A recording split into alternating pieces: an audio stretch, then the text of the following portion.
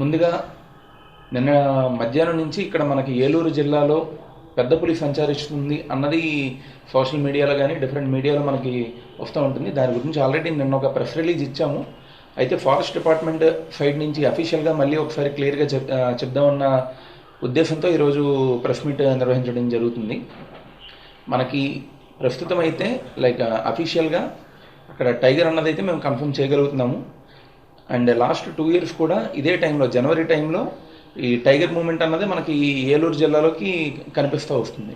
So మాకు ఇక్కడ last 2 daysగా ఎక్కడైతే పగ్ మార్క్స్ కానీ లేదంటే ఎక్కడైతే కొంచెం మనకి విలేజెస్ నుంచి వచ్చిన ఇన్ఫర్మేషన్ చూసుకుంటే మొన్న ఒక 2 days బ్యాక్ తెలంగాణలో ఇక్కడ కావడిగుండ్ల ఏరియాలో అక్కడ ఒక క్యాటిల్ కిల్ జరిగింది తెలంగాణలో. సో ఆ తర్వాత అటువైపు నుంచి ఇటు అశ్వరావుపేట మీదుగా నిన్న మార్నింగ్కి మనకి ఇక్కడ పందిరి మామిడిగూడెం అన్న విలేజ్లో మనకి ఒక అగ్రికల్చరల్ ఫీల్డ్లో అది పగ్మార్క్ ట్రేస్ అయింది. అలాగే అక్కడ విలేజర్స్ కూడా మనకి ఇన్ఫార్మ్ చేయడం జరిగింది. సో అది పెట్టినప్పటి నుంచి ఇప్పుడు ప్రజెంట్ డిపార్ట్మెంట్ పరంగా డే టైం ఒక 2 teams అండ్ అలాగే నైట్ టైం ఒక 2 teams కంటిన్యూస్ ప్యాట్రోలింగ్లో ఉంచుతున్నాము. అండ్ మనకి పగ్మార్క్స్ కూడా చాలా మల్టిపుల్ ట్రేస్ అయ్యాయి. ఎందుకంటే స్టాఫ్ కూడా చాలా యాక్టివ్గా అన్ని ఏరియాస్ వాళ్ళు ప్యాట్రోల్ చేయడం వల్ల మనకి పగ్మార్క్స్ కూడా వేరు వేరు లొకేషన్లో ట్రేస్ అయ్యాయి.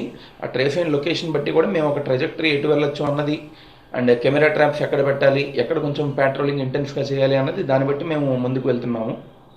ఇప్పుడు మనకు పందిరి మామిడి గూడెం అయిన తర్వాత నిన్న సాయంత్రానికి మనకి ఒక క్యాటిల్ కిల్ జరిగింది ఇక్కడ అంతర్వేది గూడెం విలేజ్లో.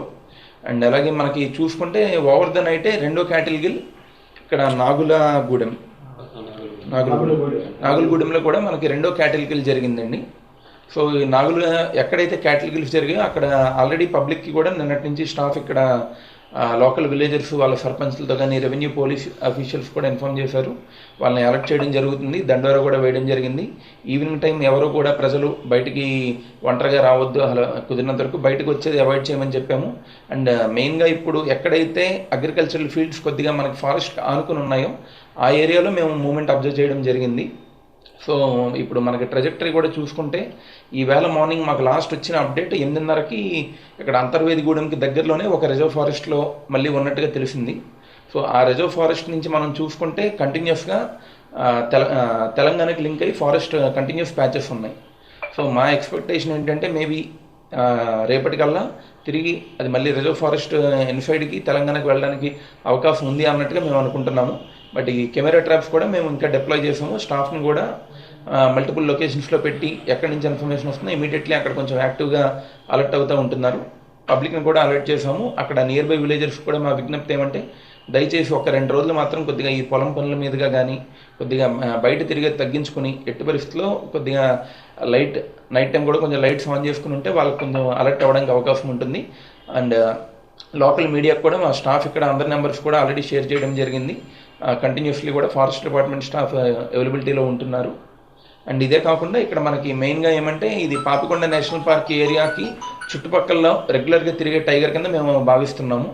ఎందుకంటే ఈ టైగర్ కూడా మనం మేల్ టైగర్, ఇది ఆ పగ్మార్క్ సైజ్ బట్టి షేప్ బట్టి చూస్తే మనకి అది మేల్ టైగర్గా మేము ప్రెడిక్ట్ చేస్తున్నాము. ఏజ్ కూడా 5 ఏళ్ళకి పైబడే ఉండొచ్చు అని అనుకుంటున్నాము. కాకపోతే అది మనకి కెమెరా ట్రాప్స్లో కనుక ఒకవేళ పడితే దాన్ని బట్టి మేము ఇక్కడ బయాలజిస్ట్ సెల్ ఒకటి ఏదైతే ఉందో వాళ్ళకి పంపించి ఇంకొంచెం బెటర్గా డేటా మనకన్నది వస్తుంది. బట్ ప్రస్తుతానికైతే అక్కడ అది మోస్ట్ లైక్లీ మా ప్రెడిక్షన్ అయితే మళ్ళీ ఫారెస్ట్లోకి సేఫ్గా వెళ్ళిపోతుంది అన్న ఎక్స్పెక్టేషన్లో ఉన్నాము. ప్రజలకు కూడా ఫారెస్ట్ డిపార్ట్మెంట్ ఇక్కడ అందుబాటులో ఉంటుంది. Thank you.